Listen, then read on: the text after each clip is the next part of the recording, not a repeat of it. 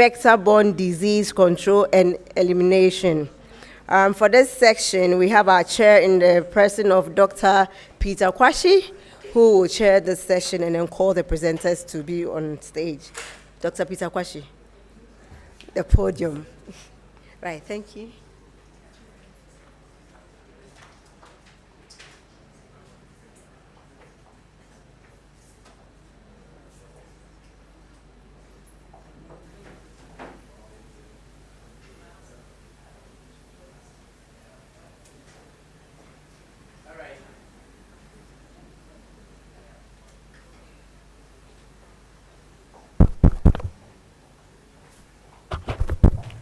All right, good afternoon.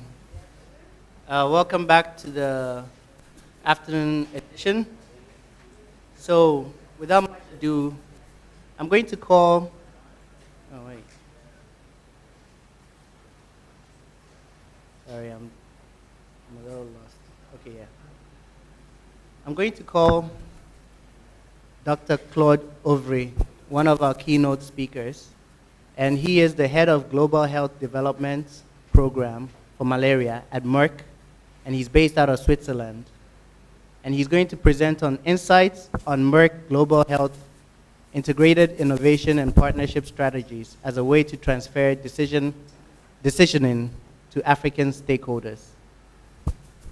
Okay, that's a long title. I'm not sure the presentation going to reflect exactly the title.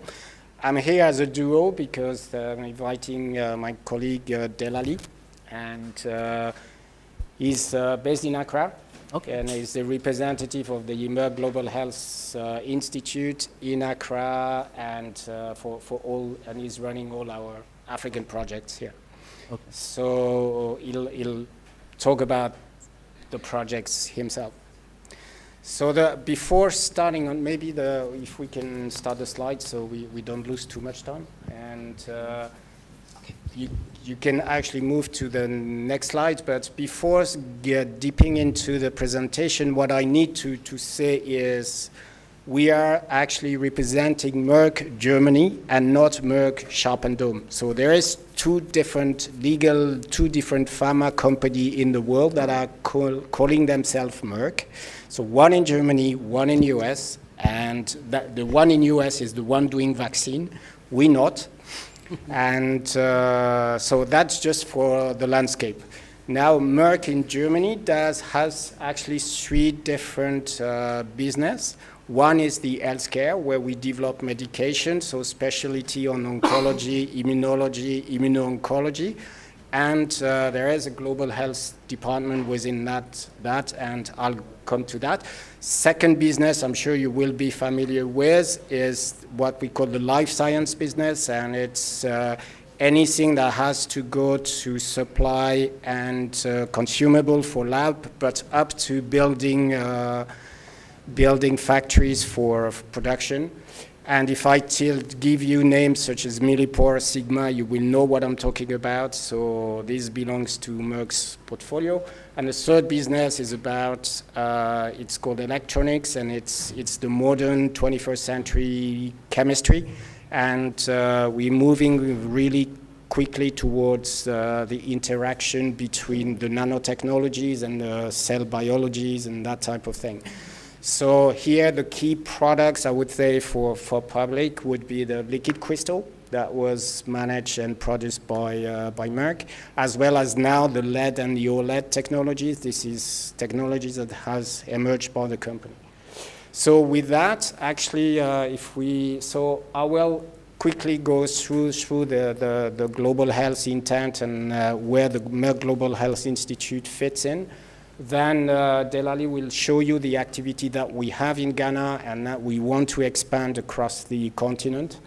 I mean, we wish to, not we want, but, and then dipping into a little bit more how we manage the development of a new drug for malaria, which has quite nice promises.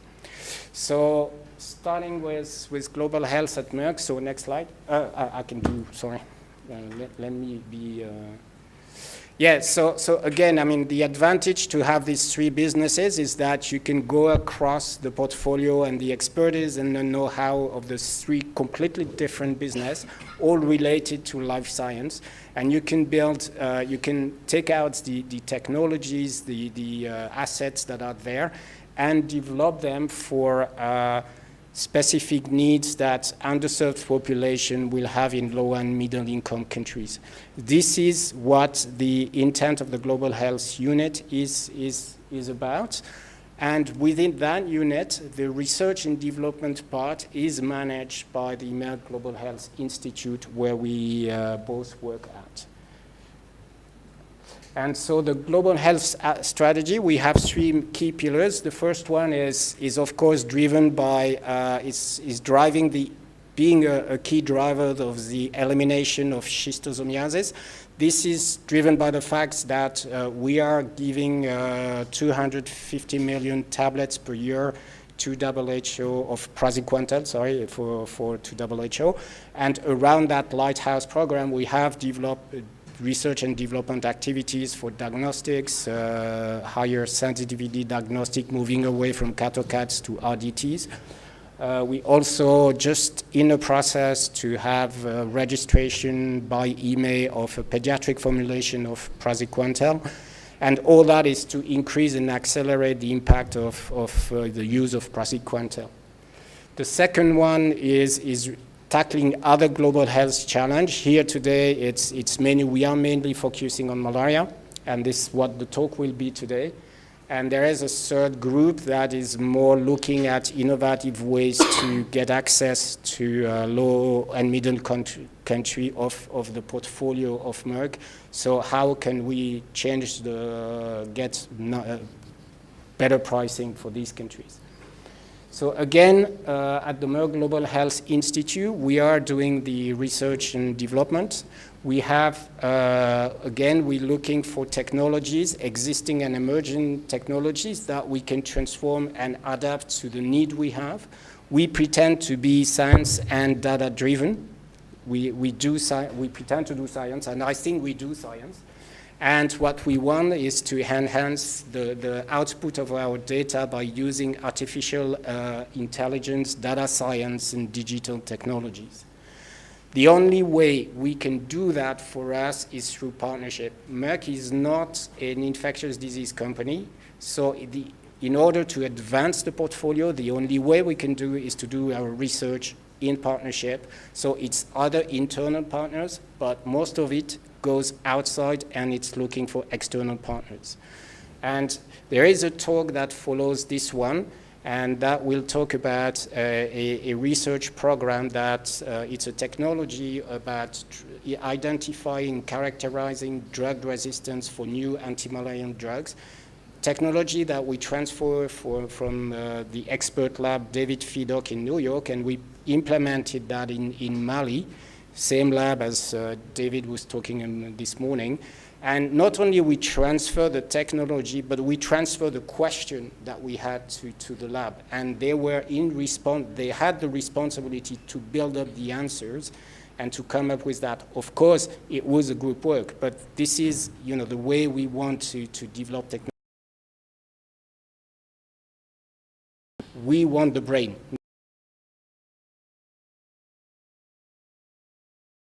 This is an outlook of some of the activities we have and collaboration that we have across the continent. Just as a note, doesn't look like a lot. We are 20 and about 5 researchers within these 20 persons. So just as a note. And now I hand over to Delali for. All right. Thank you, Claude. So my name is Delali. I'm based in Accra, Ghana. So I handle all the projects that we run in Ghana. And we tend to pilot a lot of these projects from Ghana and intend to spread it out onto the continent. So like Claude was saying, as Merck as an organization, we tend to tackle malaria as one. That's why we call our malaria initiative as one against malaria.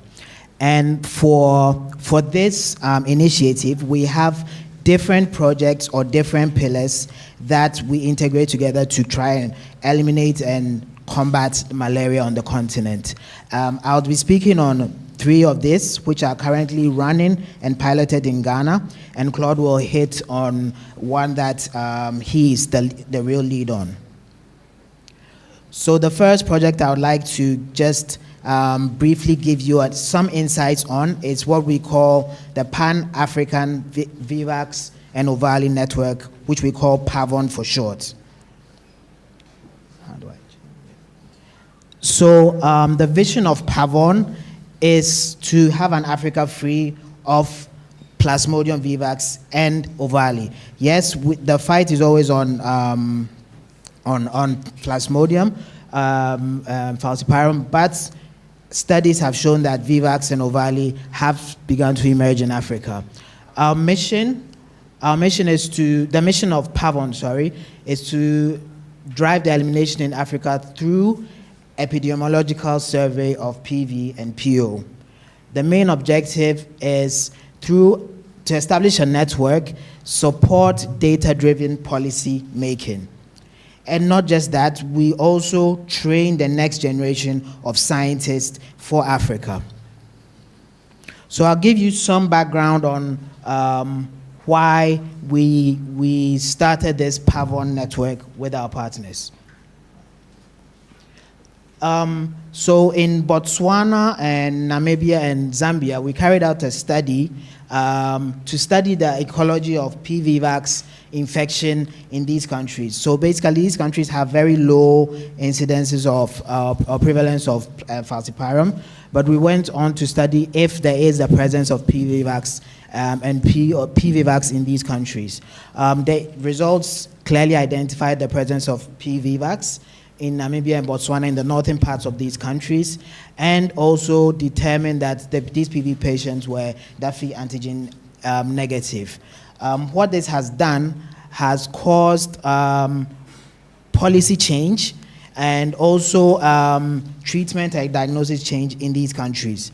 The PAVON network has also gone on to train some scientists in these countries and have been approached by the Ministry of Health in these countries to be the official partner for surveillance network in these countries.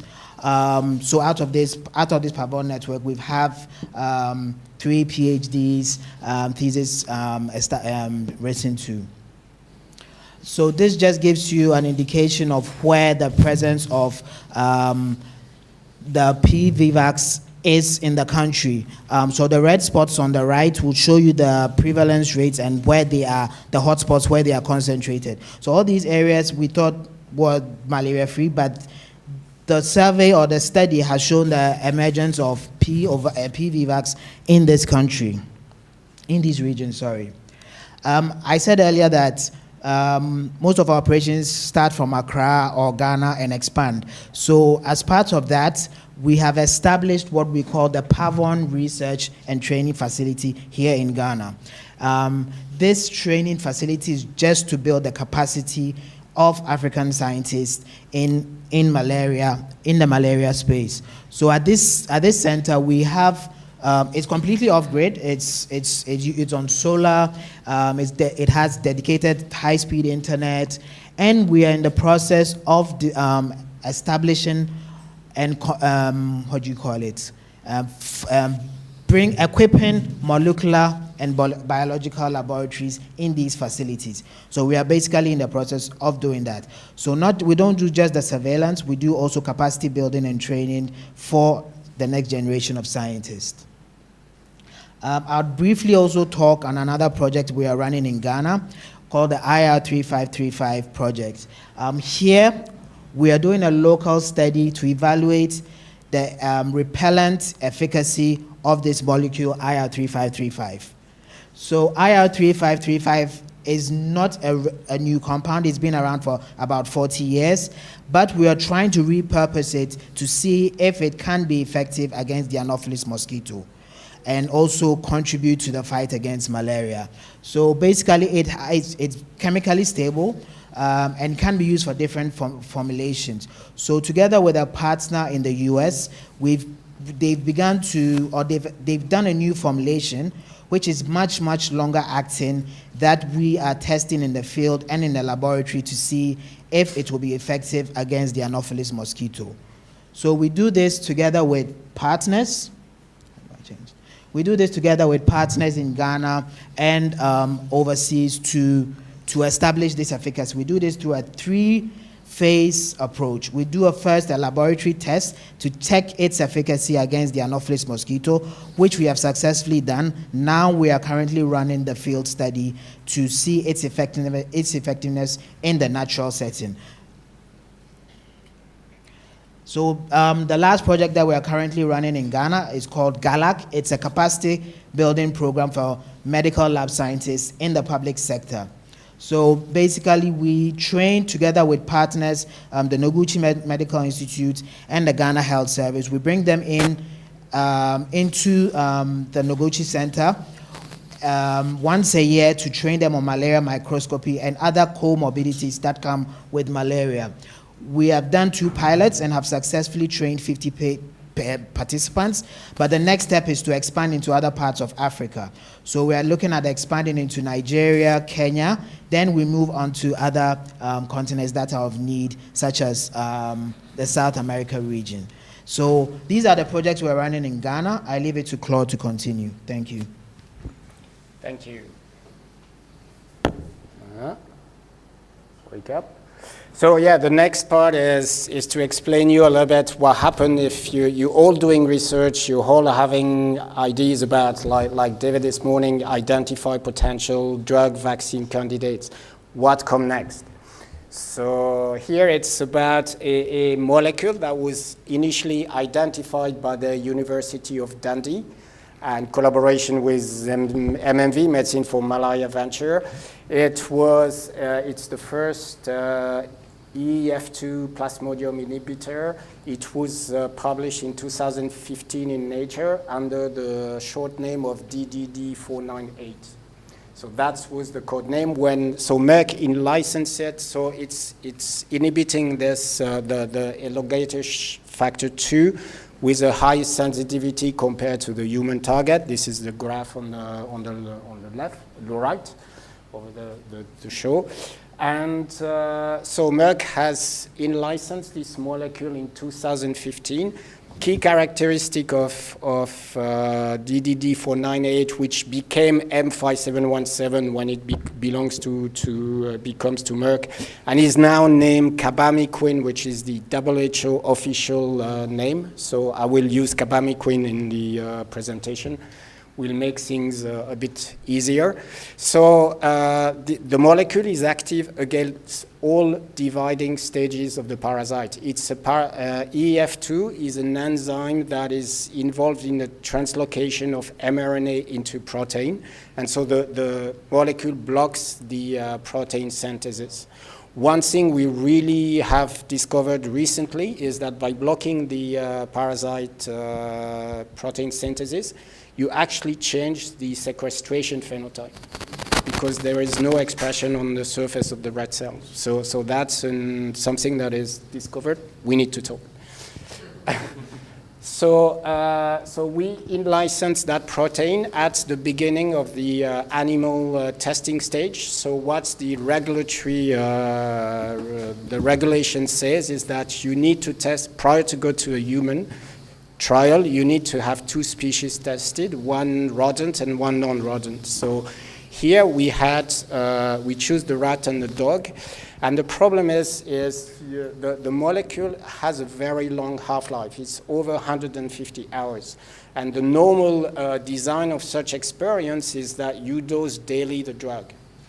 And the objective of the preclinical stage is to identify what are the target of the organ of toxicity so that when you transfer it to human, you know what to follow, you know where the potential risk will be, where you will see adverse event. The problem there is, since the drug is long, if you dose every day, you're going to have accumulation of the drug, and this is exactly what happened, and it was fully toxic, and we couldn't distinguish anything. So we had to go back, think a little bit about a different design, And so we looked at the pharmacokinetic of the drug in the two species, and we look at the time point where the dose of the drug was close to 0. And then with that, we came up with a protocol where we would dose the animals for 3 days, and they giving a space with no drugs, and come up with the next dosing. And with that, we successfully identified the target organs, and we could define also the first human starting, the human safe starting dose. So the minimum dose you can use in human prior, in your first in-human trial, your human volunteer study. And this is what we did. So then after the preclinical study, you go to a phase 1, so human volunteer, where you do initially a single ascending dose. So you give 1 dose, and you slowly increase the amount of drug up to the point where you start seeing adverse event.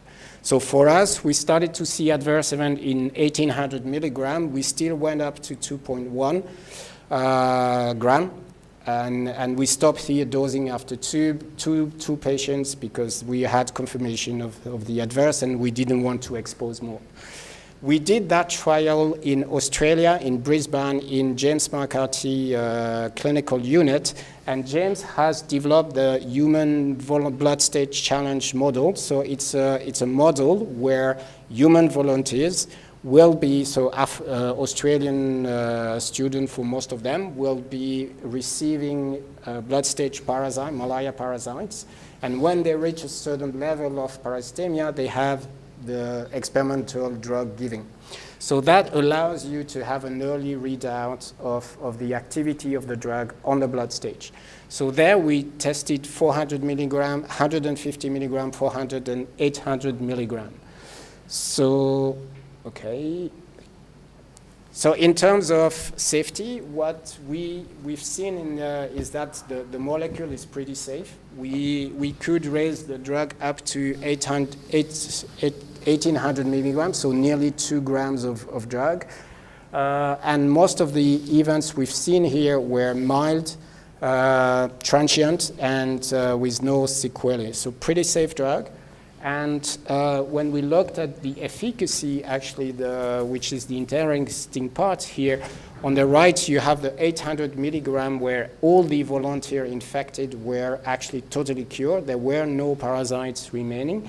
On 150 and 400 milligrams, we had recurrent parasites. So we had 3 in 150 milligram that had parasite that came up, and 2 in the 400 milligram. When we looked at, we sent this recurrent parasite to David Fedock in New York for sequencing. Actually, 2 out of 3 and 2 out of 2 parasites in the 400 milligram were harboring genetic mutation that were associated with resistance in vitro. So that means that the parasite has a very high propensity to resistance. So you give the drug once, bang, you have resistant parasite. That's pretty big red flag for the molecule. But with that, we still decided to continue because we think that we can mitigate that with combination partner. So that's very similar profile as for atovaquone, for example. The next study we wanted to do, remember, the drug is active against the liver stage, so we wanted to also demonstrate that the molecule was active into the liver. To do that, the key question here was, what is the dose that we can test, okay? And in order to do that, we had the modeling and simulation the model that we derived from the human volunteer, the phase 1. We also had experiment in mouse where we could define an IC50 in the mouse. And the other thing we did was we have developed a 3D hepatic cells culture that we can infect with sporozoite and develop cells culture, hepatic liver infection cells. And that we use that as well to do the testing of the drug and the activity. And with that, we modeled the efficacious dose, and what came out of the model was that a dose between 60 and 200 milligram would provide between 30 and 100% protection. So in order to protect the patient, we decided to move with the 200 milligram dose, and in the sporozoite challenge. Here, what we did was to really mimic the chemopreventive drug. So we infected the volunteers with the cryopreserved sporozoites, wait for 2 hours or 5 days, and then treat the drug.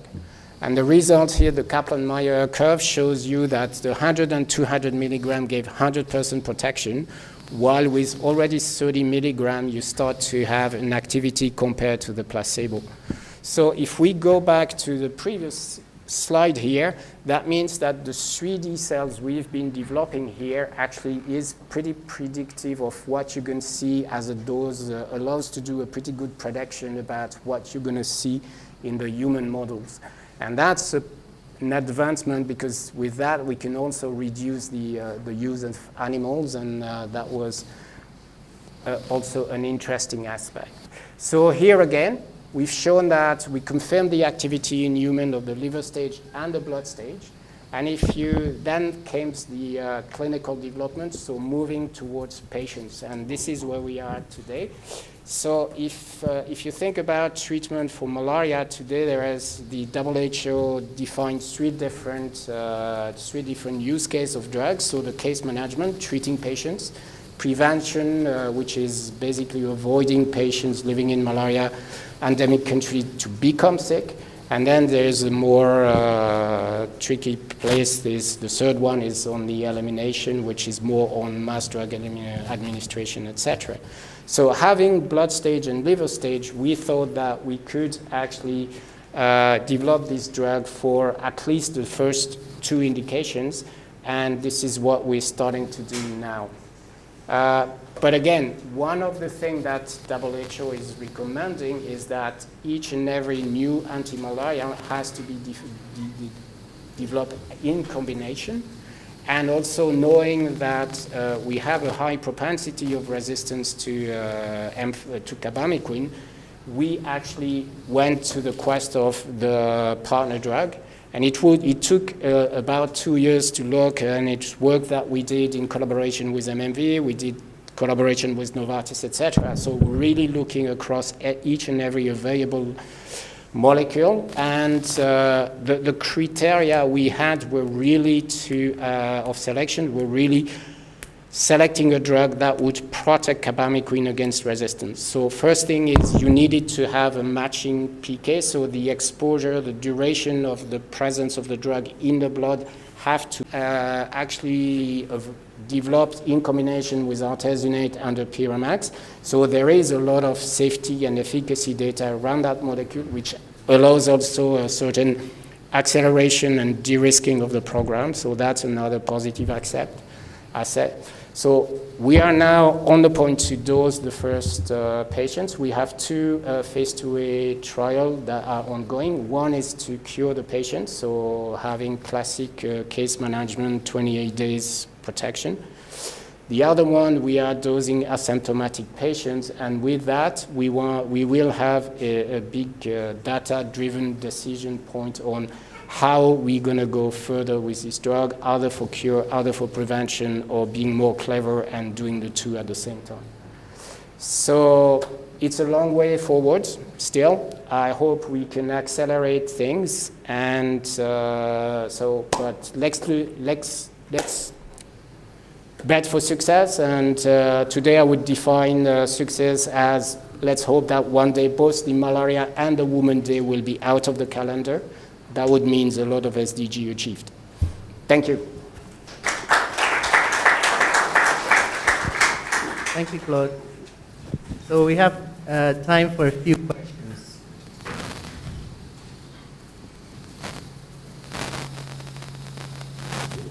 In the back there.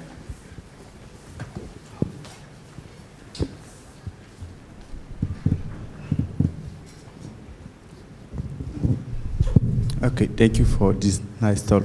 In the beginning of your presentation, you mentioned that the molecule can also block sexual parasite during the transmission from human to mosquitoes. And in the development, you don't have an idea about how the specific target on the parasite on which this drug molecule can act on parasites. Can I have an idea? Sorry, you have to articulate and speak a bit louder. So the official identified target is the protein elongation factor 2. So that's an enzyme that is involved in transformation of mRNA into protein. So it's actually, the action is blocking protein synthesis. So I see its gametocytes are not dividing stage. So And before fertilization, in the blood, but if you go back group in Dundee,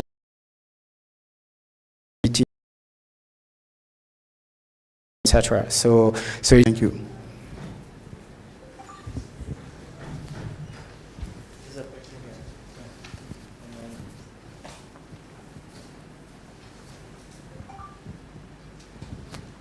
Can you look in vitro or in parasites for development of resistance? sorry? Can you look for development of resistance to the molecule? We did that, and I think that's the topic of the next call. I mean, we did it a lot because, of course, I mean, it's a red flag since the beginning, and of course we know that. We did a lot of characterization with David Fiddock, and so he's in New York. And one of the things that was interesting and triggered the next, there is a huge fitness cost to the resistance. So basically the parasites are outgrown by non-resistant parasites. And so the question we had is, what's going to happen in the field? And so what we did is to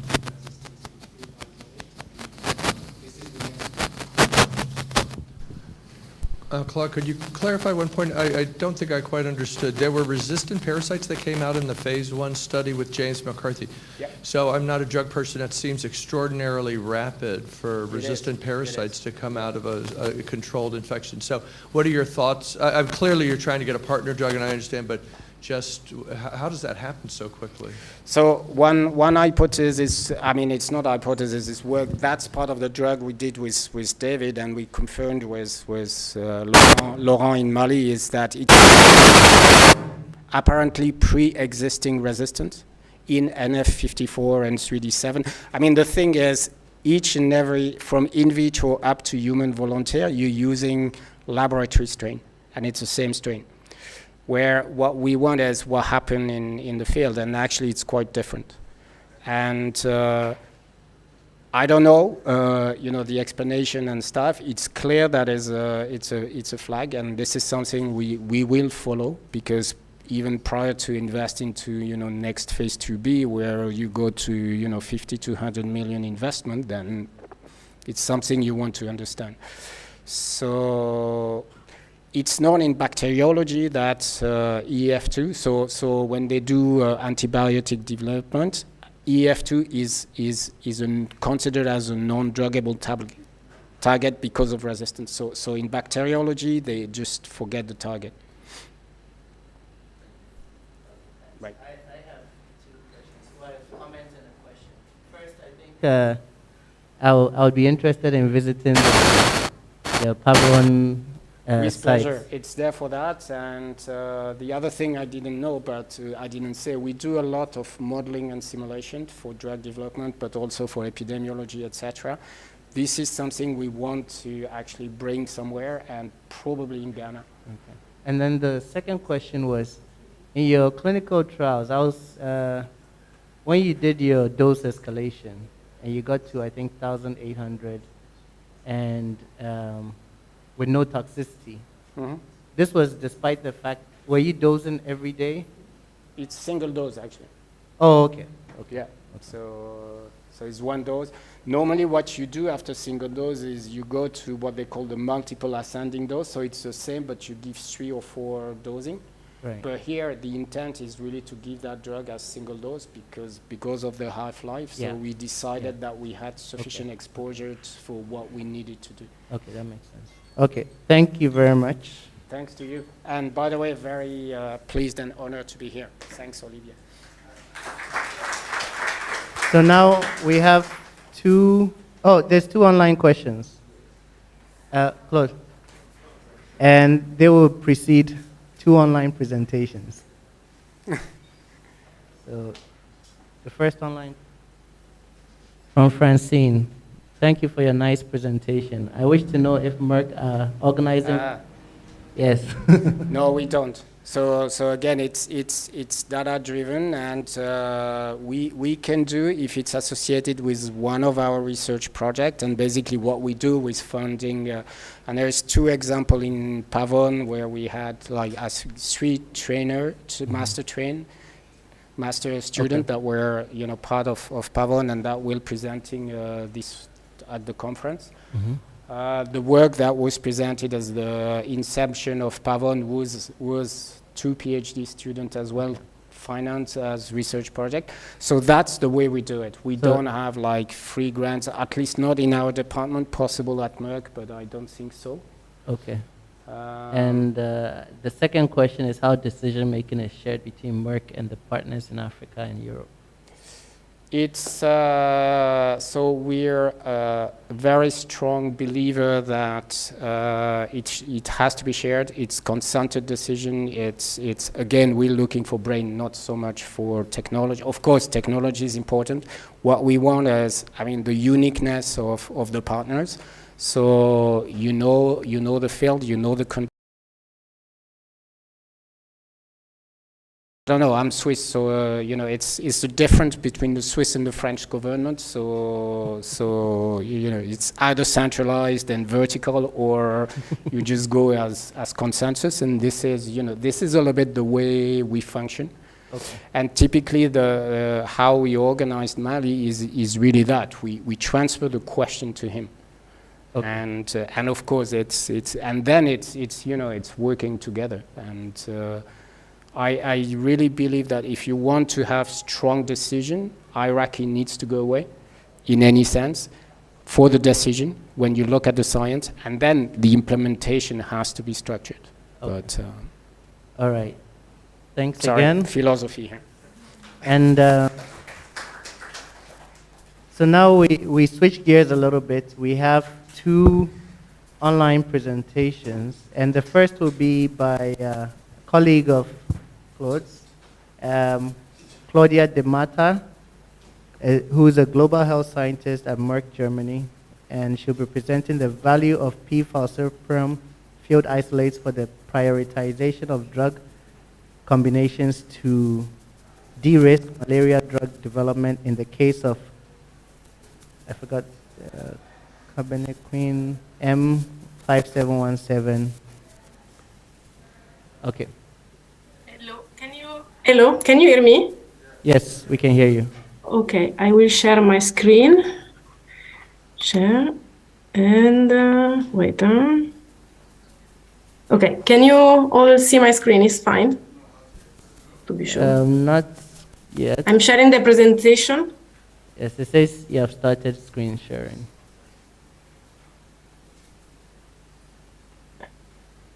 It's fine? Not yet. Okay. While we are waiting, so good afternoon to everyone. So I'm that researcher that Claude just mentioned, and I'm working at Merck in Switzerland with him, and also I'm one of the researchers that is working with the different laboratory in Africa regarding malaria and schistosomiasis program that we have. Okay, we see your screen now. Perfectly. So, as Claude just mentioned, I'm going to present the combination and how we study the combination with carbamazepine and pyronaridine with our collaborator, Professor Dembele, in Mali. And this was based everything. We had a question. We wanted to do it with field isolate. And also we wanted to implement an assay that was developed in Europe with 37 and NF54 laboratory strain, and wanted to see if it was possible to have it in Africa using field isolate. So coming back a little bit, so as Claude just mentioned, carbamazepine is a novel anti-malaria drug, and and also is an elongation factor 2 inhibitor, so no protein synthesis, and is addressing the unmet need for malaria treatment, especially for the most vulnerable population, such as children and pregnant women, because the compound was tested safe in the different toxicology study for these two populations. So what we did and what we observed during the carbamazepine development, using laboratory strains, so 3D7 and NF54, we did a minimum inoculum for resistance study, where different inoculum of parasite were exposed to the drug, to carbamazepine, and after some time, and we monitored the killing of the parasite and also the recrudescence of the parasite after some days. And what we observed with carbamazepine is that 60 days after the exposure with the drug, we have some recrudescent parasite. What we did, we took this parasite, recrudescent parasite, and we did some genetical analysis to see what was different from the original parasite, or if we still Y type or something happened. And what we highlighted here in the graph here is that we highlighted that we had different mutations with different degrees of resistance. So the red one are the higher resistant one, and the green and the low resistant parasite. And at this point, because we had all this data in vitro, we wanted to know if what's happened in vivo. Can we have also the same development of this resistance in vivo? And if yes, how we can mitigate this resistance, maybe finding the new a right partner.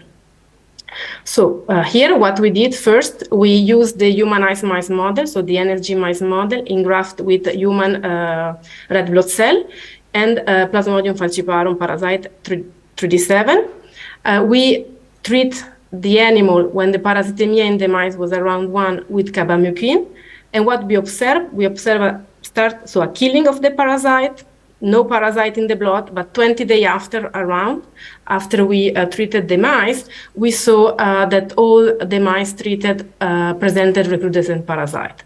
For some of them, what we did, we retreat them with carbamazepine, and what we observed in 2 out of 5, that the parasite was completely resistant to carbamazepine. Indeed, we didn't see any killing of the parasite or control of the parasite. And for 3 of them, retreated with carbamazepine, we saw a partial response to the treatment. For all of them, we took the recruiting parasite and we did as before the genetical analysis. And what we observed, it was that the recruiting parasite are mutant parasite and resistant to carbamazepine.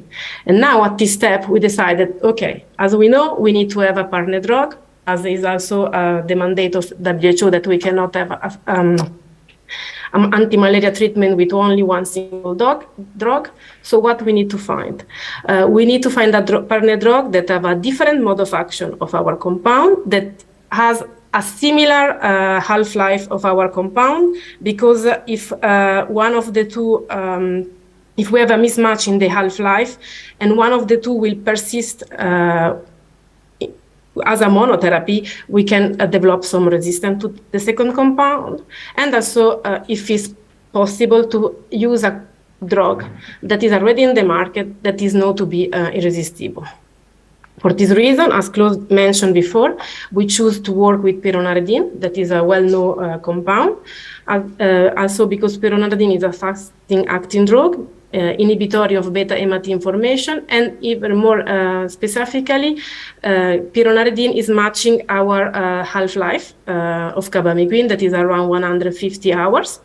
And also, there are no resistance reported for peronardine at the moment.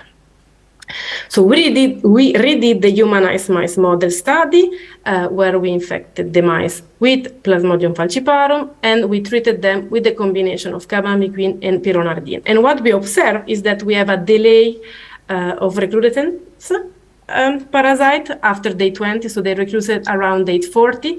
Only 2 out of 5 have present recruited parasite. We retreated them with carbamazepine alone, and we were able to completely kill the parasite. And at the end, we have all the 5 mice that were completely cured.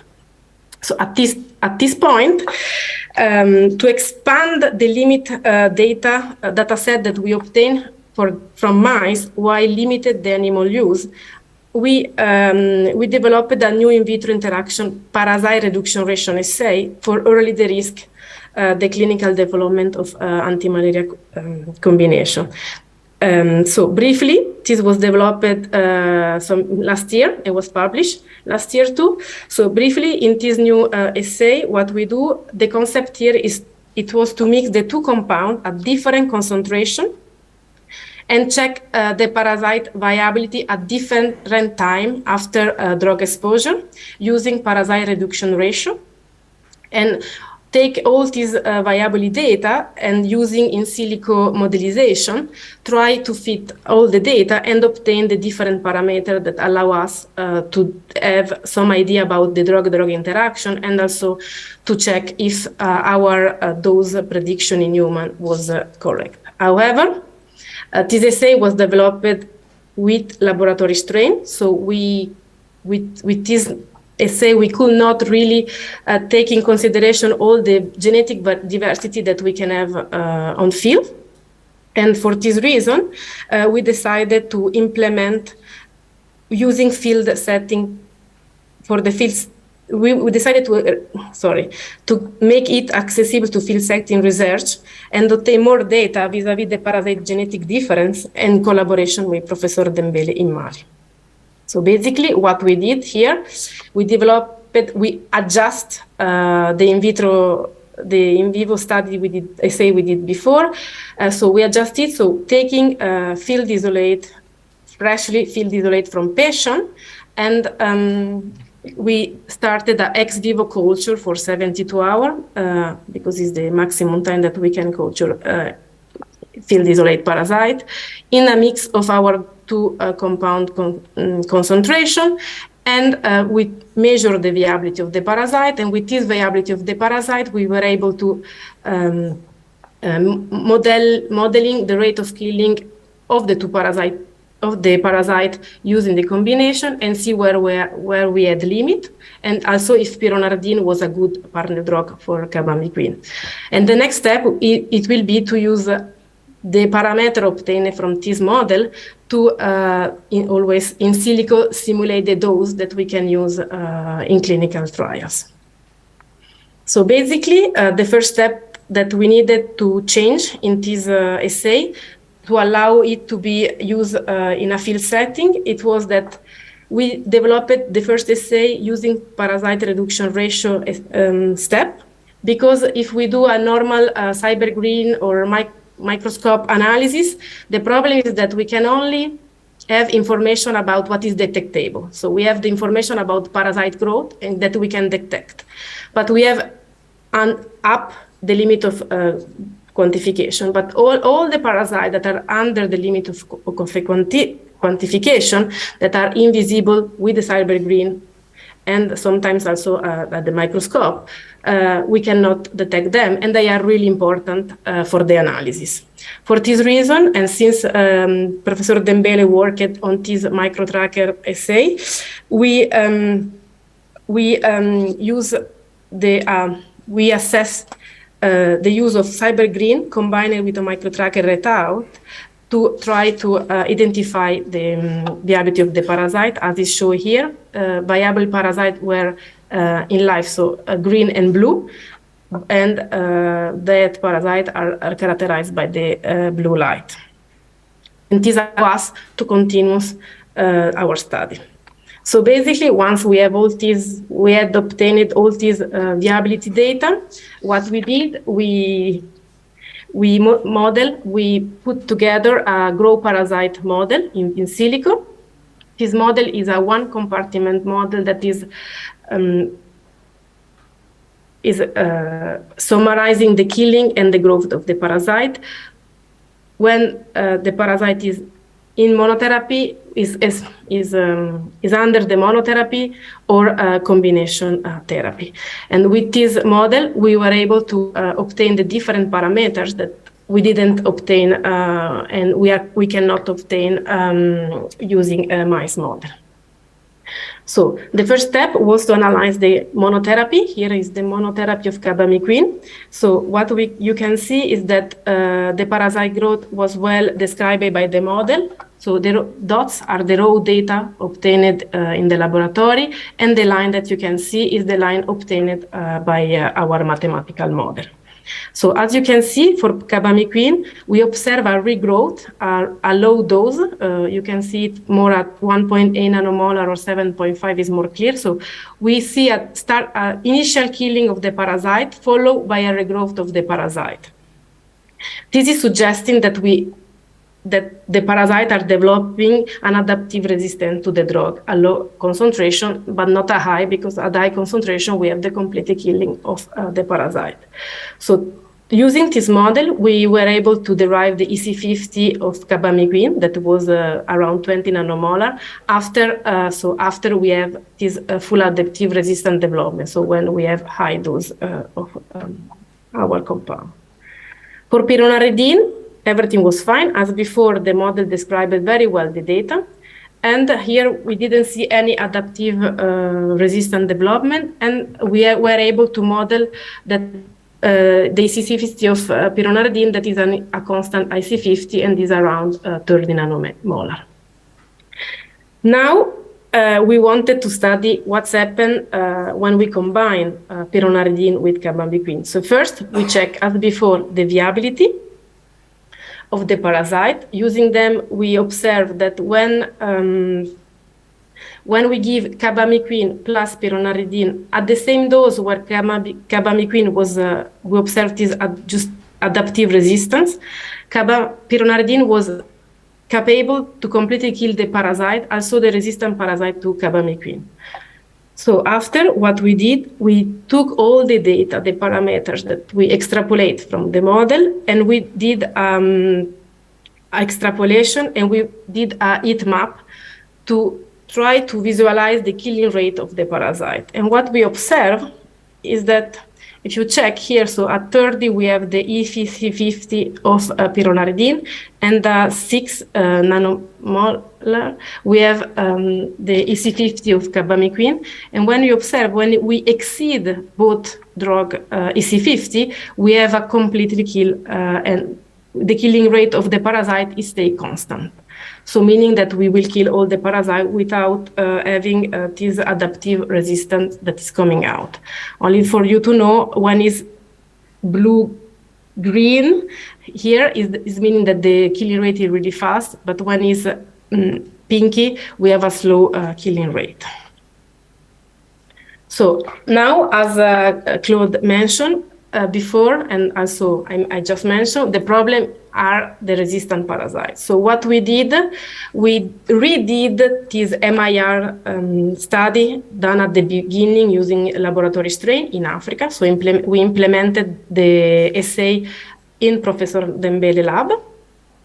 And we tried to obtain some resistant parasite to carbamazepine field isolate. It was a really hard work because it was really hard to obtain resistant field isolate to carbamazepine, but we succeed. So we obtain one resistant parasite, and we use it into this combination assay and see what's happened when we use this resistant parasite. And what we observed that it was really nice is that it seemed that the two compounds have a synergistic interaction. Indeed, as you can see here, carbamazepine, when we put the carbamazepine into the parasite culture, we have no control of the parasite growth, of course, because the parasite is resistant to carbamazepine. And the same things is happening when we use therapeutic dose, so low dose concentration of pyrrolidine. For example, 5, as you can see, the parasites still regrow without control. But what's happened when we put them together is that the combination of the drug... 1 minute. Yeah, see, it's finished. The combination of the drug is able to control the parasite growth and completely killing the parasite. So it's meaning that carbamazepine potential the killing effect or pyrrolidine. So in conclusion, we were able to develop this assay for field isolate, and also able to develop a model that can mimic the field parasite growth.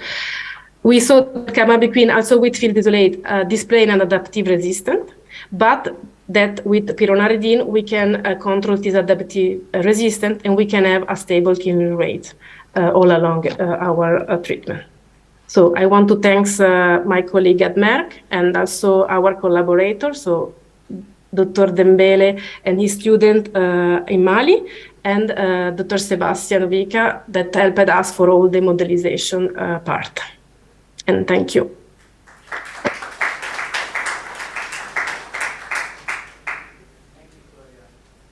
We can take a few questions, and Yeah. I'd like to kick it off. I'm a little circling back to the earlier talk. I'm a little surprised at having such a long half-life and the quick evolution of resistance. Do you know if the resistance mutants affect the half-life of the drug at all? No, This they is when don't. we're talking about mono. No, the resistance, they are not affecting the half-life of the drug. The half-life is still the same. So does that mean that, so that's you're measuring the half-life of it bound to the EF2, right? Mm-hmm. So does that mean that this can progress even in the presence of the drug bound?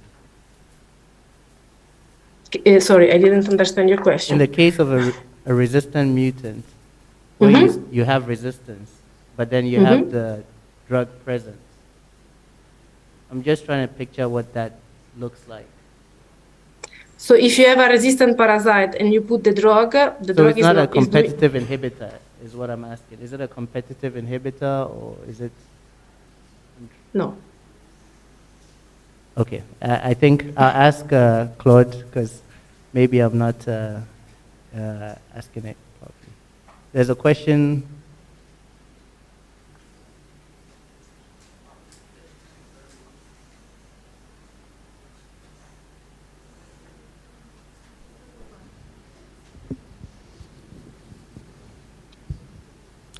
Thank you very much. My question goes thus.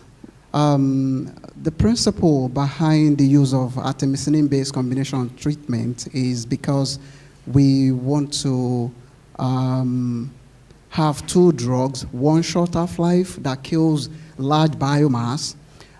Your carbamazepine with propensity of resistance. And then we are trying to mitigate that propensity for the parasite to develop resistance with pyrrolidine, which is currently in use. And this is still at the experimental stage. And we know that one of the factors that drive resistance is drug load. Now, using pyrrolidine currently, which is becoming popular, and then these are experimental stage, what happens if we have tendency of resistance by the time this passes through all the phases? Then what is the plan that we have to circumvent the parasite being adapted to the drug at that level before we begin to look for this alternative? Thank you.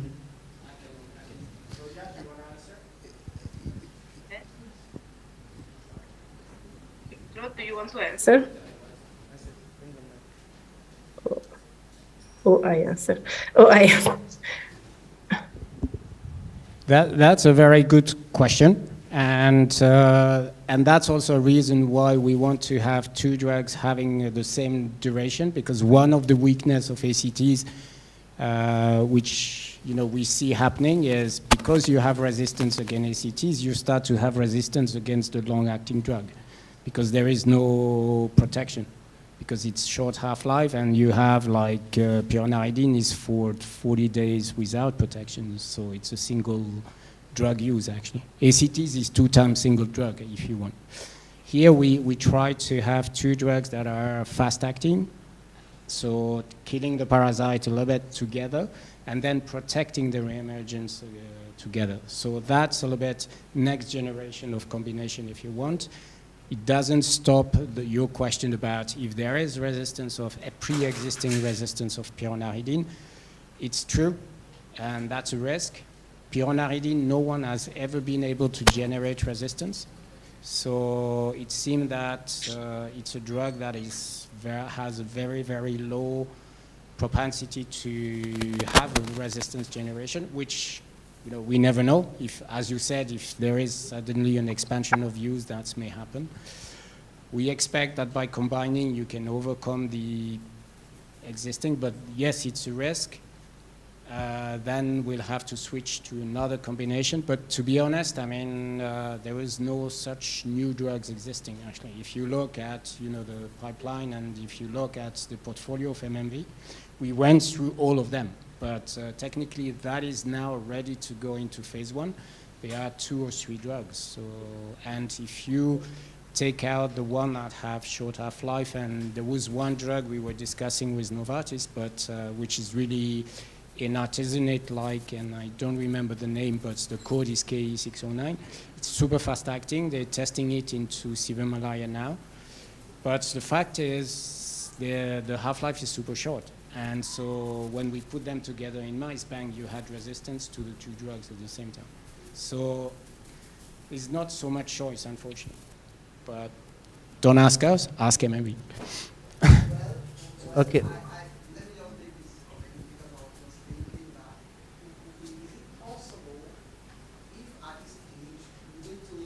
This combination as hybrid molecule rather than a combined drug. What I mean is that currently we have a hybrid molecule where you have 2 anti-malaria with different mechanism of action that we chemically combine them together. So it's like having 2 different drugs as one. And the idea is, can we deceive the parasite by having a different molecule which combine 2 different molecules with different mechanism of action? So that is what I'm just thinking, that is it possible at this stage to be looking towards that direction? Thank you. I think it's possible. It has limitation as well. One of them would be, first of all, you need to have the same ratio of drug if you want to, because then, if you need like 2.5 more drugs of one versus the other one, and then it's certainly a cost, and that would mean a new complete development.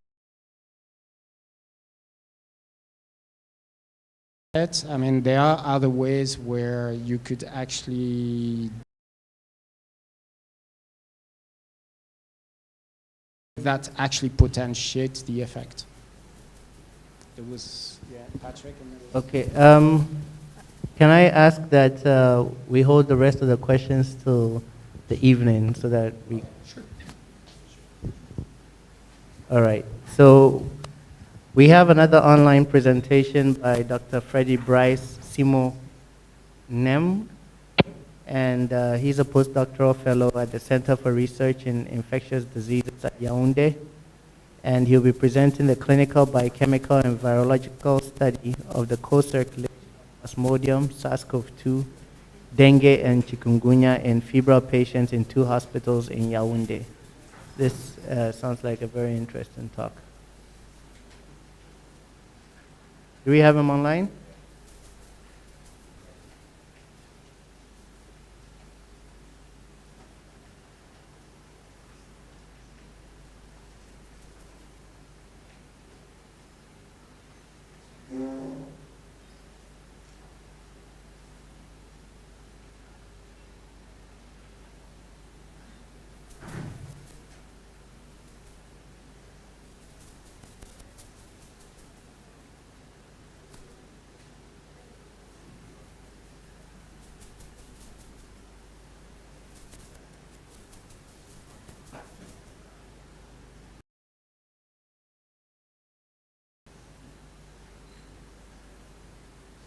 Do we have him online?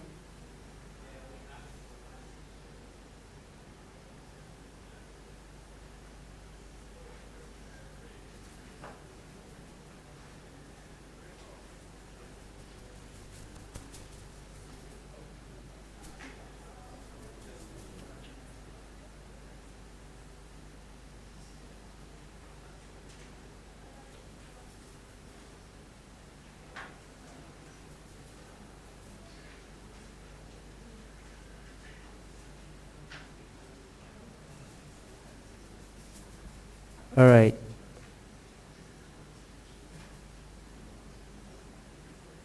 Dr. Bryce, if you're speaking, we can't hear you.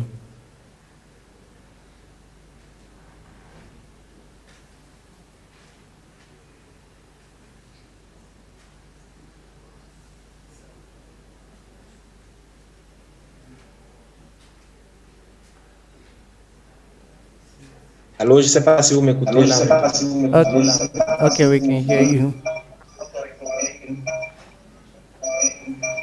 Do you mind making your slides slideshow?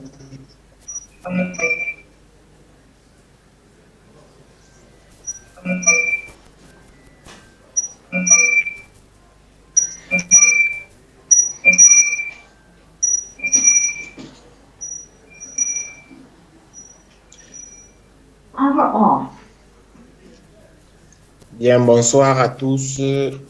Bonsoir. Tout le monde m'écoute. Bon, j'ai un problème avec la webcam de ma caméra, de mon ordinateur, donc j'utilise mon téléphone en même temps. Je ne sais pas si le son est bon.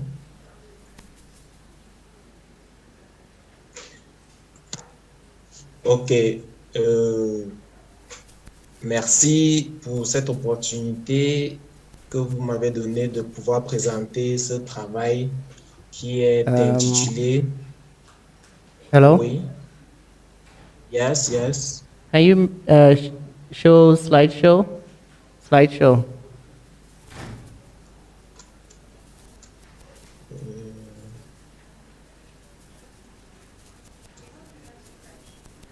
Yeah.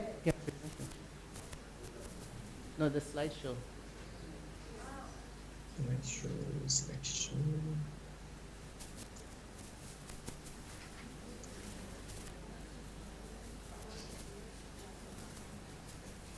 Ouais, tout. Tu peux faire le mode diaporama? Oui, j'ai mis un diaporama sur mon ordinateur. Je ne sais pas si c'est visible. Can see it there.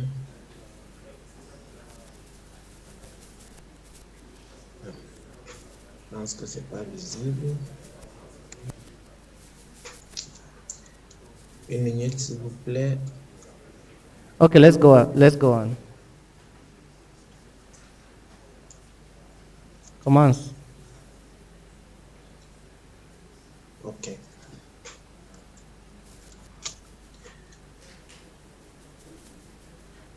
Bien, merci pour cette opportunité que vous me donnez de pouvoir présenter ce travail intitulé Études cliniques, biochimiques et virologiques de la co-circulation du plasmodium, du SARS-CoV et de la dengue et du chikungunya chez les patients fébriques dans 2 hôpitaux de la ville de Yaoundé et du district de Yaoundé 4.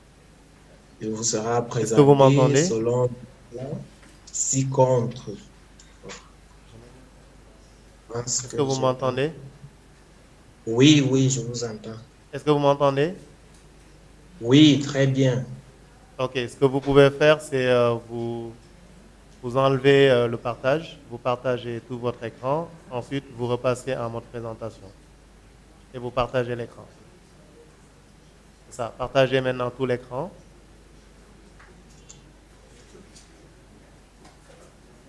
Tout l'écran.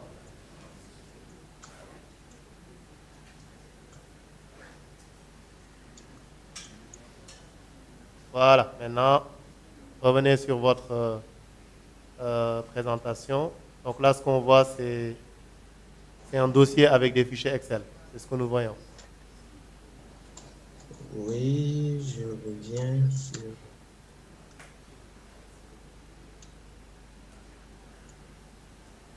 suis sur la présentation, mais je ne sais pas pourquoi ça n'affiche pas.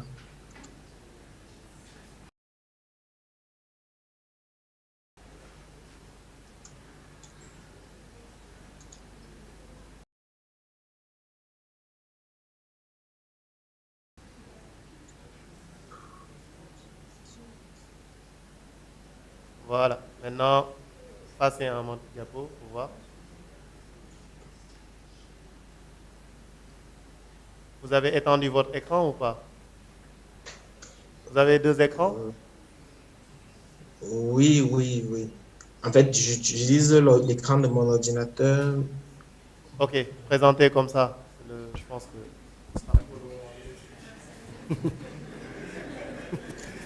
Bon, je sais pas, on va se débrouiller comme ça. Donc, le plan de la présentation est le suivant. En guise d'introduction, la fièvre se caractérise S'il vous par plaît, une augmente le volume.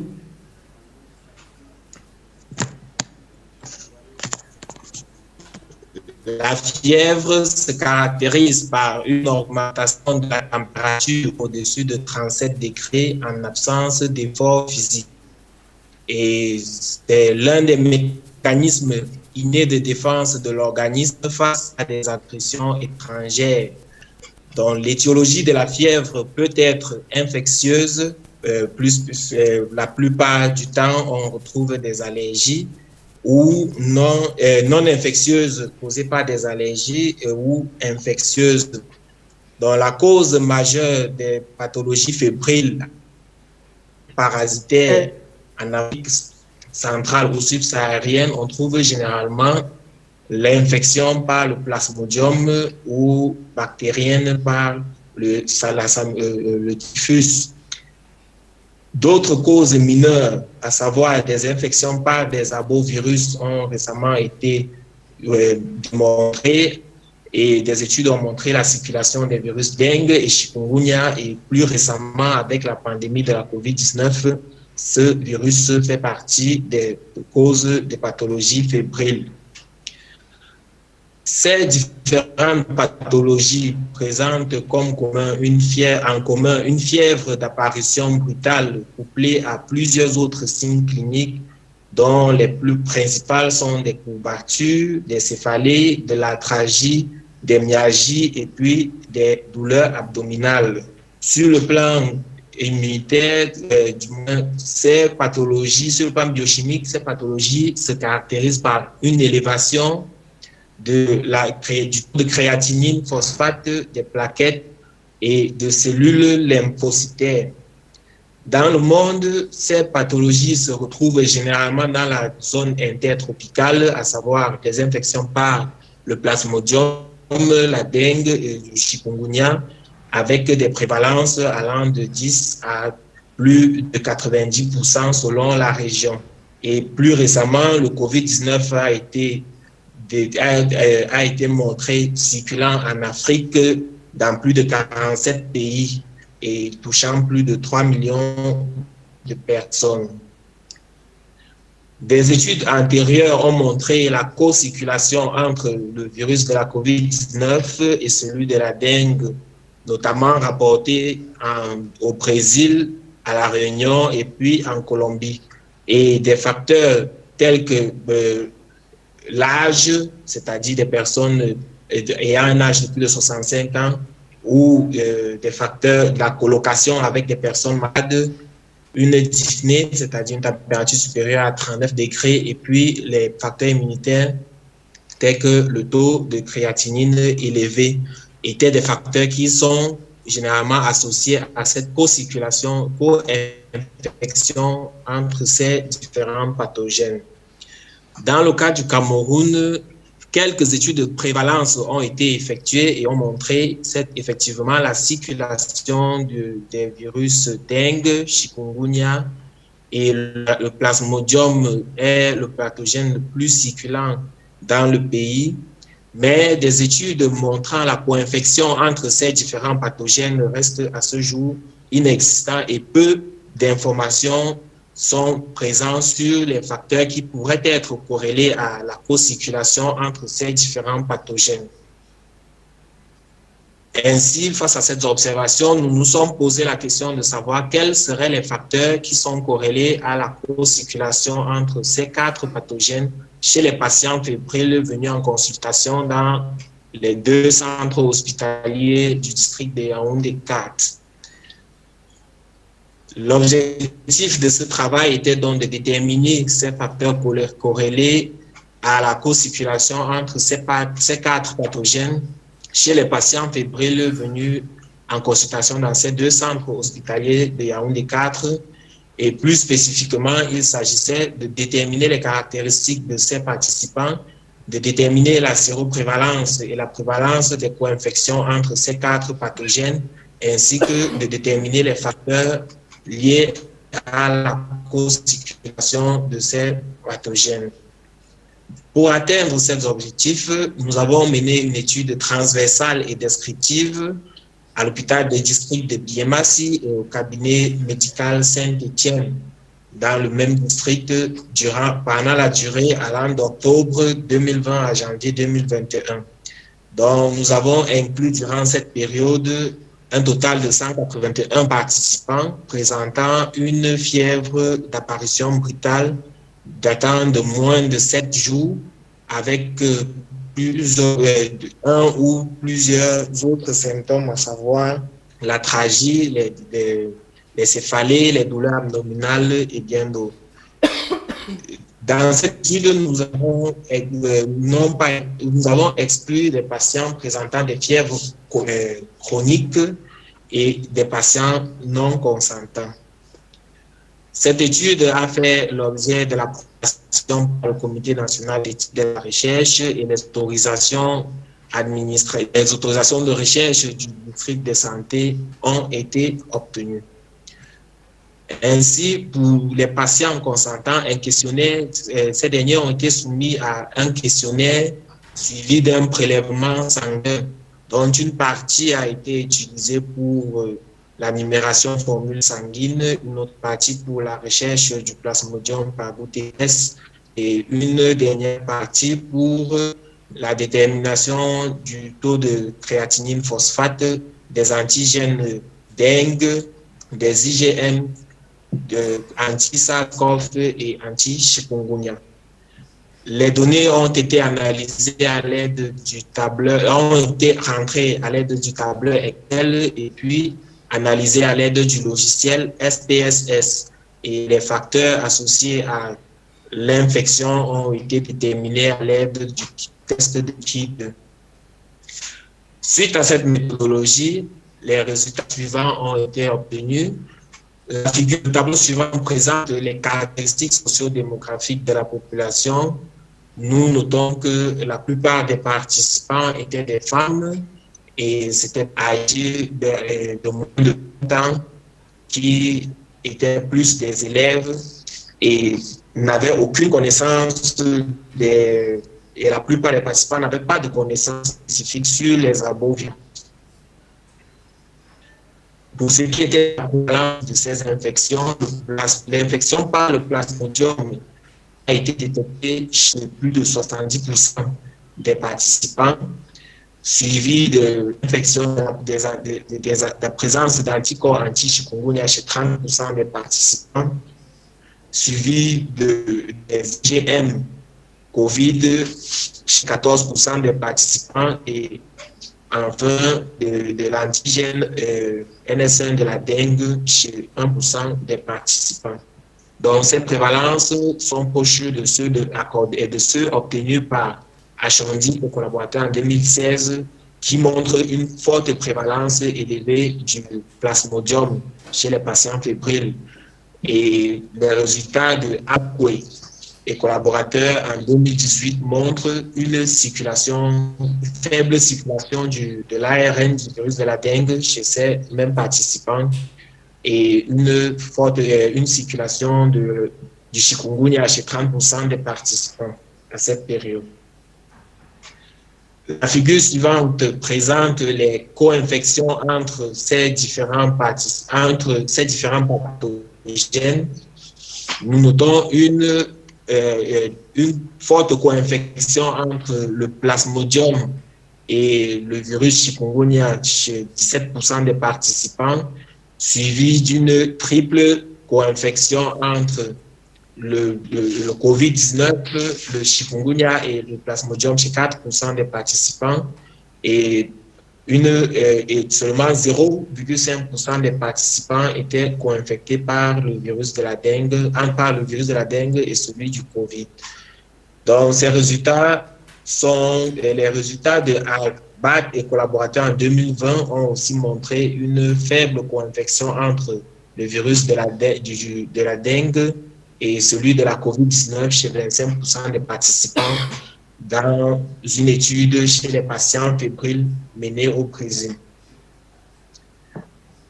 Les tableaux suivants présentent les résultats des corrélations entre la présence des pathogènes et les différentes caractéristiques de la population, du moins des différentes caractéristiques cliniques des participants. Donc, nous avons juste pris ceux qui avaient présenté des corrélations positives, à savoir la présence de douleurs articulaires, de courbatures et de douleurs musculaires a été associée à la présence du virus chikungunya, tandis que la présence de douleurs thoraciques a été significativement associée à la présence du virus de la dengue. Par ailleurs, pour ces paramètres biologiques, la présence de la thrombopénie a été significativement associée aux patients présentant le paludisme et la présence d'une CRP élevée a été associée à la présence de chacune du moins à la séropositivité à chacun de ces pathogènes. En conclusion, donc, la co-circulation du SARS-CoV-2 de la dengue et du chikungunya et celle du paludisme a été effective, a été démontrée dans ces centres hospitaliers de la ville de Yaoundé 4, bien que le paludisme demeure une cause importante de la fièvre au sein de la population. Ces autres infections devraient être prises en compte et chez les personnes hospitalisées, la possibilité de co-infection a été aussi matérialisée, du moins a été la plus élevée. Les paramètres cliniques et biologiques caractérisent spécifiquement la présence de certaines de ces infections, comme nous l'avons dit, la présence des douleurs articulaires, dans le cas du chikungunya, la présence du moins dans le cas du Covid, les douleurs thoraciques. Et ces paramètres devraient être mieux investigués afin de servir d'éléments de prédiction de l'évolution de la pathologie. Merci pour votre attention. Merci beaucoup. Unfortunately, we don't have much time for any questions because of the technical challenges. So we'll move straight on to the next presentation, which will be by Dr. Etienne Bilgo, who's a senior postdoctoral researcher at the Wellcome Trust Fellow at the Institut de Recherche en Sciences de la Santé, CEA ETEC MTV Burkina Faso. And he's also an ARISE grantee. And I'll let him talk about his topic. Thank you very much, Peter, for this presentation. So, good afternoon, everyone. So I'm the last speaker. It's going to be an exciting talk. No worries. So my talk is on mosquitoes, mostly on mosquitoes. But you're going to see that there is relationship with mosquitoes and COVID at the end of my talk. So first of all, I want to say thank you so much for WANIDA for giving me such great opportunity to present some data that we just collected from our lab. So my talk is on how to use Wolbachia and fungi to control mosquitoes and like vector of disease like Aedes. So a recent paper has shown that maybe in 2018, around 60% of the world population gonna face to vector-borne diseases. That means around 6 billion people in the world. So this is mainly due to a lot of parameters like the growing urbanization,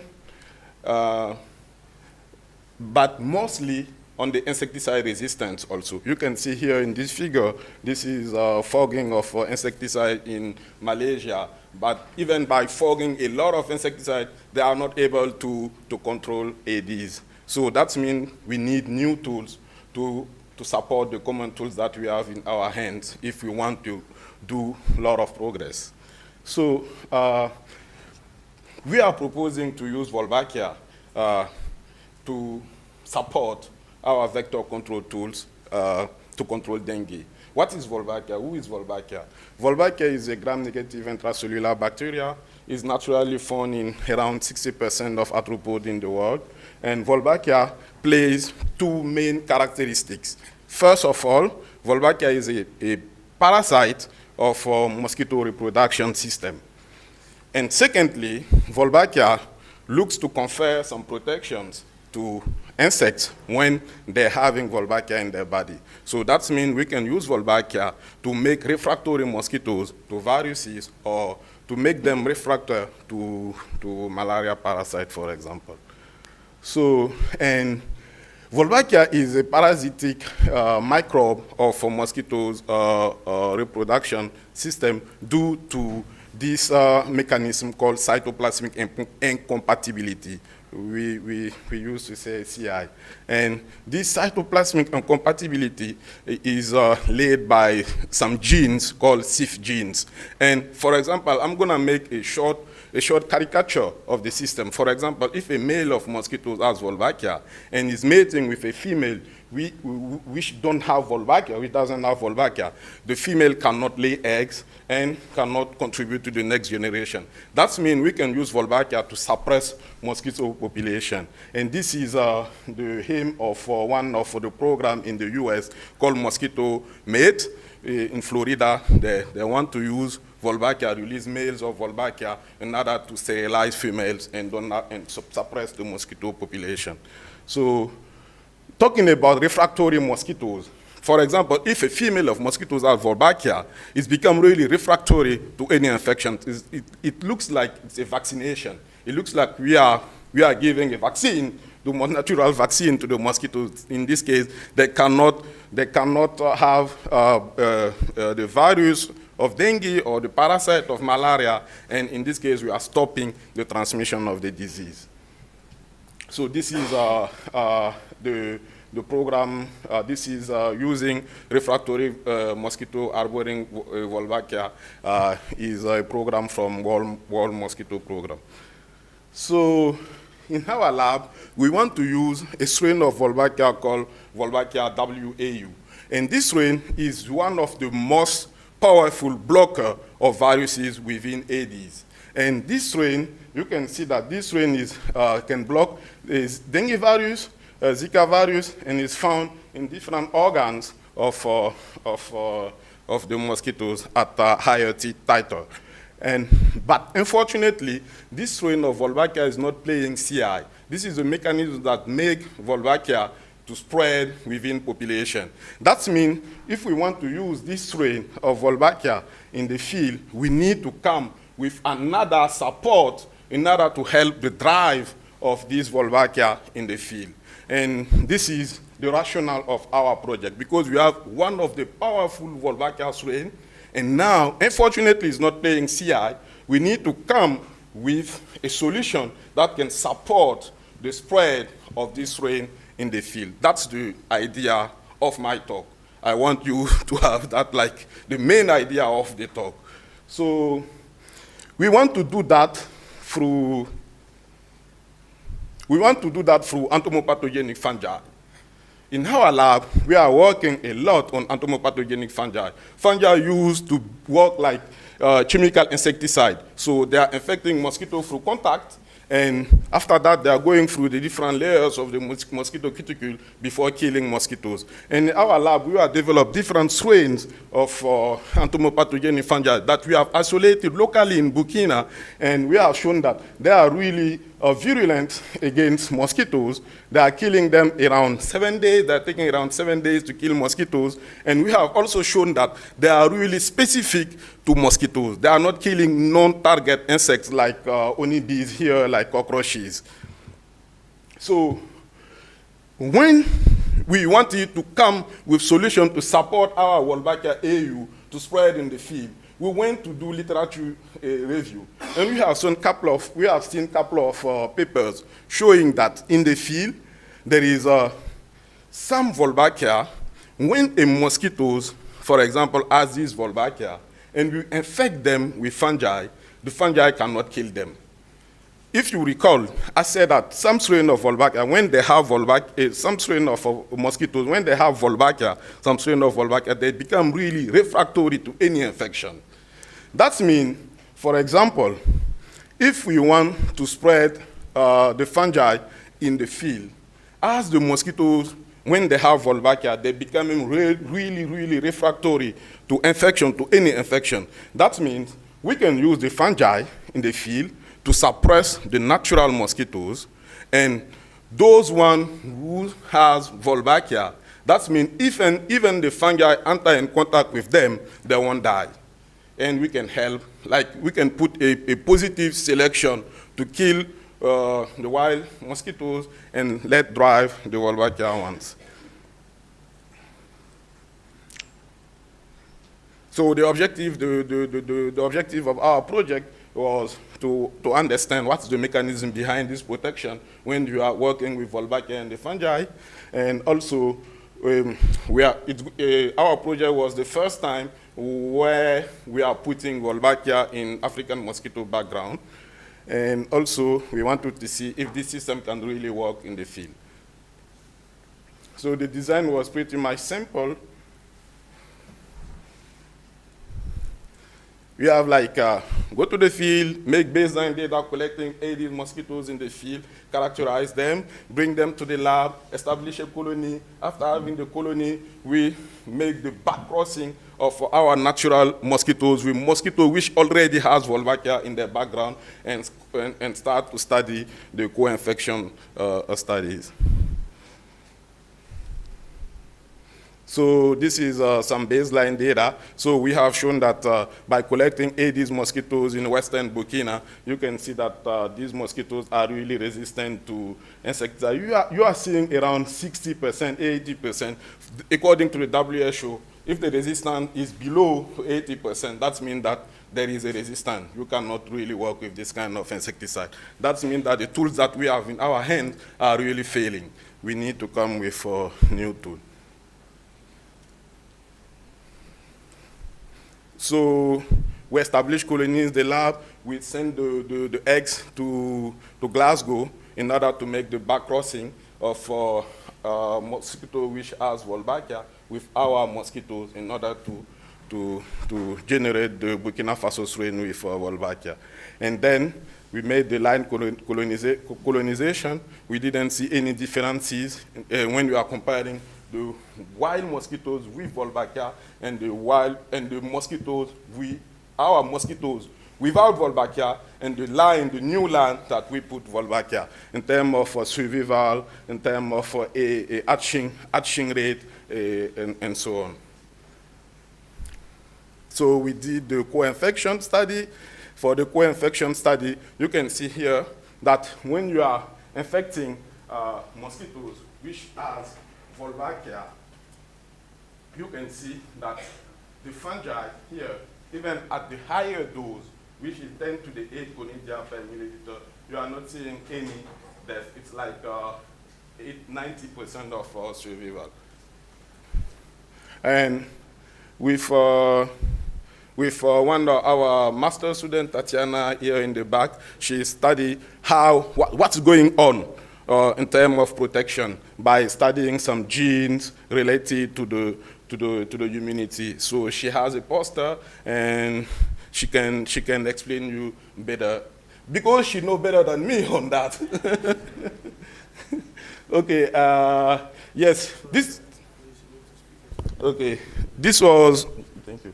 This was really the data that I was showing is under review for publication. We submit the result to the welcome, and really agreed to support us for the next 5 years in order to continue our work with Wolbachia and the fungi in the field. So I have like 5 minutes, because I have my timer here also, and I want to finish my presentation with 2-3 slides on COVID. And thank you so much for WANIDA for giving us this great opportunity. We were also skeptical at the beginning of this project, but I can tell you that I was coming here with a lot of confidence, because we got a lot of exciting data at the end of the day. So in our team, the idea of our team is to use microbes and insects in order to study evolutionary biology. Why and when a microbe becomes a pathogen for its host. So we can use insects also as a model to study that. So, and during the COVID pandemic, we were asking, a lot of virologists working on that. We are also scientists. What can be our part, our effort on the contribution to fight this pandemic? And we come with this idea that I think it was really a good idea. The idea is that when a mosquito is biting someone who has COVID, it's sure that at some point, when the mosquito gonna take the blood meal, you're gonna have some antibodies related to the presence of COVID in the mosquito midgut. So the idea here is to use mosquito to study, to track the presence of COVID in the area. Instead of using human, instead of tracking salivary glands or blood to study that. And we have shown through a simple ELISA by tracking like the RBD region or the spike region that we can determine the presence of COVID within mosquitoes and have an idea of the circulation of COVID in some area. For example, entomologists like me, we're used to work in remote area, rural area, where we don't have a lot of infrastructure, PCRs to study that. But we are collecting mosquitoes. Everyone can collect mosquitoes. We just need blood meal and do the ELISA. And we have shown that by working in remote areas, that, for example, over 1,000 samples that we have collected in 12 villages, we have shown that we can have around 28.7. Sorry, I don't have the percentage. This is something that I did really quickly.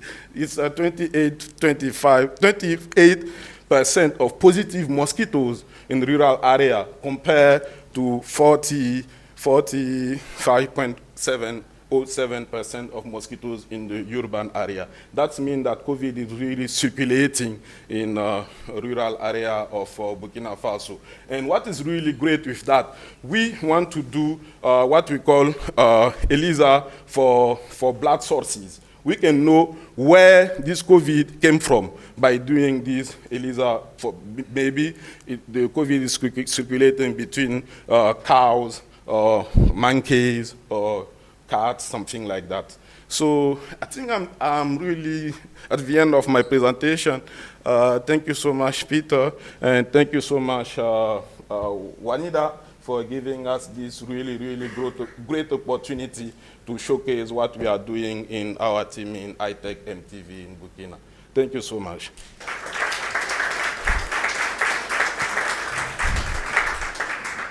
Thank you, Etienne. We have time for, I guess, one quick question before we have to break very quickly. One quick question over there. Anish. Thanks for this nice presentation. I have a question concerning the insecticide resistance of Aedes that you are working on it.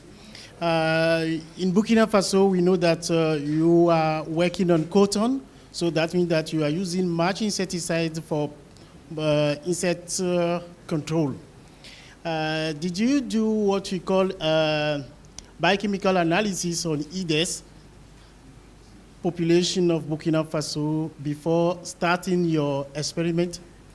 My second question, is it possible that you test your Wolbachia on Anopheles in Burkina Faso, because malaria is more important in West Africa than IDES? If this is okay, I think many people, and particularly National Malaria Control Program, will use this tool to reduce malaria in Africa, and our income will help us to do a lot of things. Thank you. Yeah, thank you so much, Dr. Ange. Yes, regarding the first question, I don't know if I really get the first one. You said about biocontrol or? Biochemical analysis. No, we didn't do that yet. What we just did was bioassays, and we didn't do any KDR, even PCR for KDR, not yet. But what we have shown is a phenotypical resistance. It's clear that we are not reaching the threshold for WHO. And you are totally right, because the area where we're doing the sampling is really a cotton. They are growing a lot of cotton, cultivating a lot of cotton there. Yeah, that is something that we're going to do for the biochemical, for the molecular resistant experiment regarding the resistance later. So for the second question about Wolbachia, totally agree with you. Malaria is really like the first cause of mortality and hospitalization in Burkina and in West Africa. But what I want to mention here also, for dengue, in Burkina, I'm taking the case of Burkina that I know very well. We have a lot of cases of dengue now, and people are making this confusion by saying palu-dengue, something like that. A lot of people are really, even less than a year ago, we have lost one of our colleagues because the doctor was thinking that it's malaria, and they did the treatment for malaria, and at the end of the day, they realized that it's dengue. But yeah, malaria is the first cause, but dengue also is growing really faster, and we need to come with some solution like Wolbachia for example, if you want to use Wolbachia for SIT, for population suppression. It's the real time now to use this kind of strategy. You don't need to have a lot of cases and a lot of mosquitoes before starting that. The problem with Anopheles is we don't really know yet if Wolbachia is a symbiote of Anopheles. This is an open question in the scientific community working on Wolbachia. And in our lab, I have one postdoc, one of my students, Estelle. She tried to colonize mosquitoes with Anopheles with Wolbachia. But after 2 generations, we are losing all of the mosquitoes. So, yeah, thank you. Okay, thank you, Etienne. I'm sure there's more conversation that can be had, but we are actually, okay, I'll let Gloria take it, right? We're actually supposed to do a tour of campus, and it's being organized by the staff at the registry, who close at 5 o'clock sharp. Yeah. So that means that we need to organize and get on the buses, and it will just be a drive-through of campus and stop at a few key points. But Olivia and Gloria will give you more details and talk about the evening's events.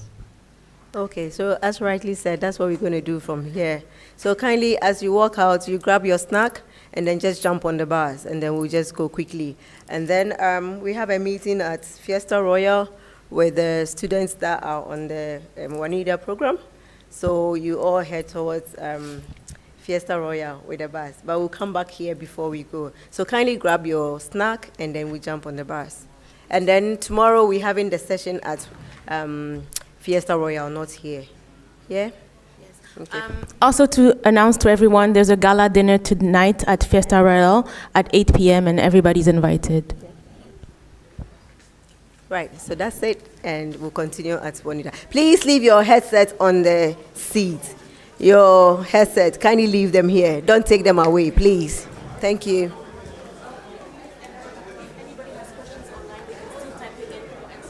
Okay, if anyone has questions online, they can type it in, we'll answer it later.